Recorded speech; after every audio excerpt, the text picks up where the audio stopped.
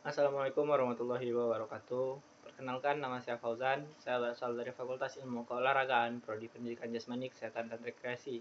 NIM saya 2866403. Di video kali ini saya akan menjalankan sebuah ujian tengah semester Pendidikan Kesehatan dengan kode seksi 2021-2086-0139. Kebersihan diri. Personal hygiene berasal dari bahasa Yunani yang berarti personal, yang artinya perorangan, dan hygiene yang berarti sehat. Kebersihan perorangan atau kebersihan diri adalah suatu tindakan yang dilakukan untuk memelihara kebersihan dan kesehatan seseorang untuk kesejahteraan fisik dan psikologi. Personal hygiene merupakan perawatan diri sendiri yang dilakukan untuk mempertahankan kesehatan baik secara fisik maupun psikologis.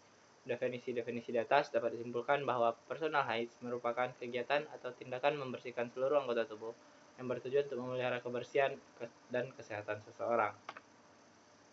Tujuan dari kebersihan diri. Tujuan umum perawatan diri adalah untuk mempertahankan perawatan diri, baik secara sendiri maupun dengan bantuan, dapat melatih hidup sehat atau bersih dengan cara memperbaiki gambaran atau persepsi terhadap kesehatan dan kebersihan, serta menciptakan penampilan yang sesuai dengan kebutuhan kesehatan. Membuat rasa nyaman dan relaksasi dapat dilakukan untuk menghilangkan kelelahan serta mencegah infeksi, mencegah gangguan sirkulasi darah, dan mempertahankan integritas pada jaringan. Faktor yang mempengaruhi kebersihan diri. Pertama adalah praktik sosial. Manusia merupakan makhluk sosial dan karena berada dalam kelompok sosial, kondisi ini akan memungkinkan seseorang berhubungan, berinteraksi, dan bersosialisasi satu dengan yang lainnya. Kelompok sosial mempengaruhi pilihan higien, termasuk produk dan frekuensi perawatan pribadi. Selama masa kanak-kanak, frekuensi mandi, waktu mandi, dan jenis higien mulut. Pada masa remaja, higien pribadi dipengaruhi oleh kelompok teman. Remaja wanita misalnya menjadi tertarik pada penampilan pribadi dan mulai memakai riasan wajah. Pada masa dewasa, teman dan kelompok kerja membentuk harapan tentang penampilan pribadi, sedangkan pada lansia akan terjadi beberapa perubahan dalam praktik higien karena perubahan dalam kondisi fisiknya dan sumber yang tersedia. Kedua adalah pilihan pribadi. Setiap orang memiliki keinginan sendiri dalam menentukan waktu bercukur, waktu mandi, dan mengurus rambut. Pilihan produk didasarkan selera pribadi, kebutuhan dan dana, pengetahuan tentang pilihan seseorang untuk membantu perawatan yang terindividualisasi. Selain itu, bantu seseorang untuk membangun praktik higien baru jika ada penyakitnya. Contohnya, Anda harus mengerjakan perawatan higien kaki pada penderita diabetes.